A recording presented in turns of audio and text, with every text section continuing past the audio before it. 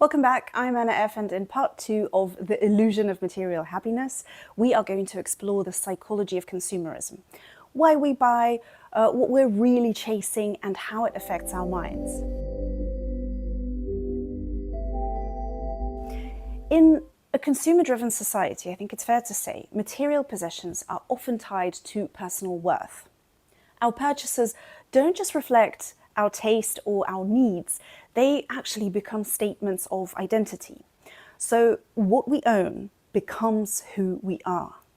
Psychologists sometimes call this the self-concept, the idea that we derive self-worth from the objects that we surround ourselves with.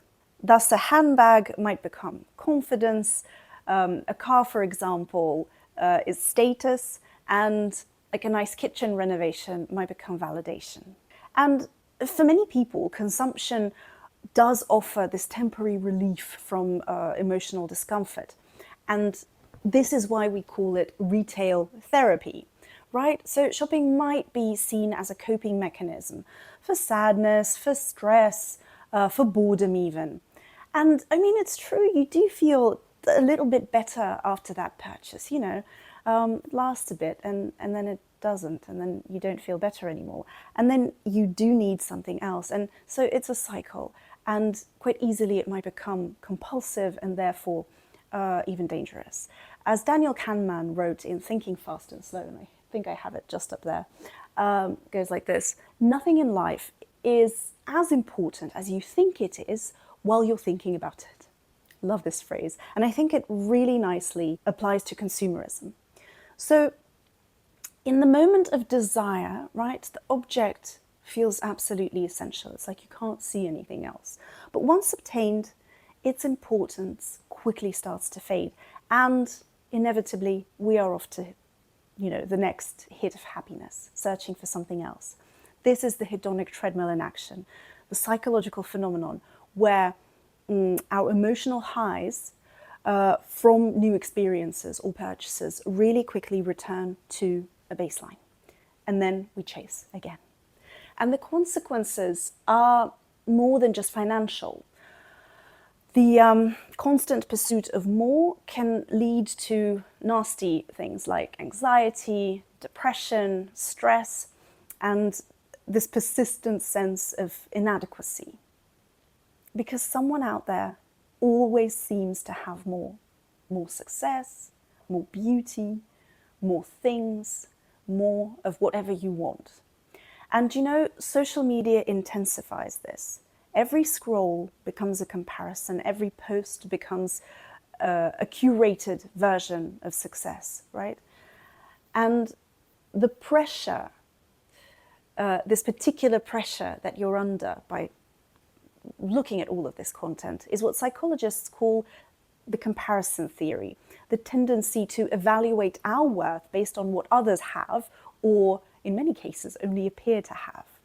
And it leads to what the philosopher Alain de Botton calls status anxiety, that gnawing fear of falling behind. But consumerism doesn't just affect how we see ourselves, it also affects how we feel. The very act of shopping taps into our brain's reward system.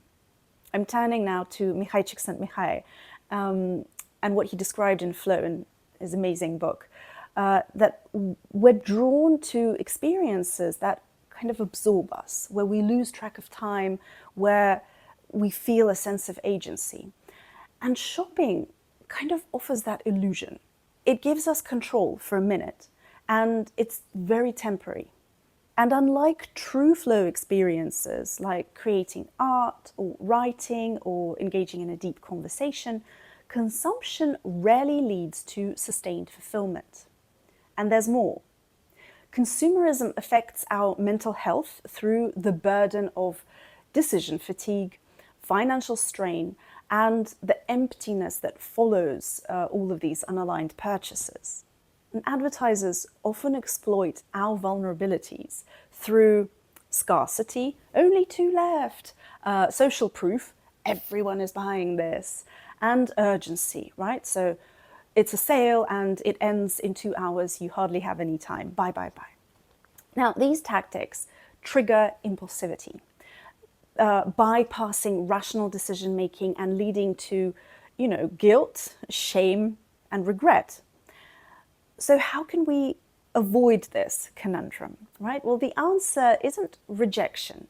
It is awareness, always awareness. And here are a few practices to begin shifting this pattern and taking agency back into your hands.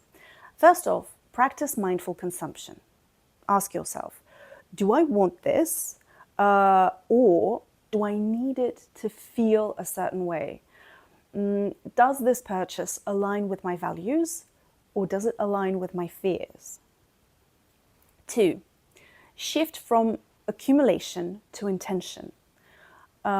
Thinking of what Carl Jung once wrote, he says, your vision will become clear only when you look into your heart.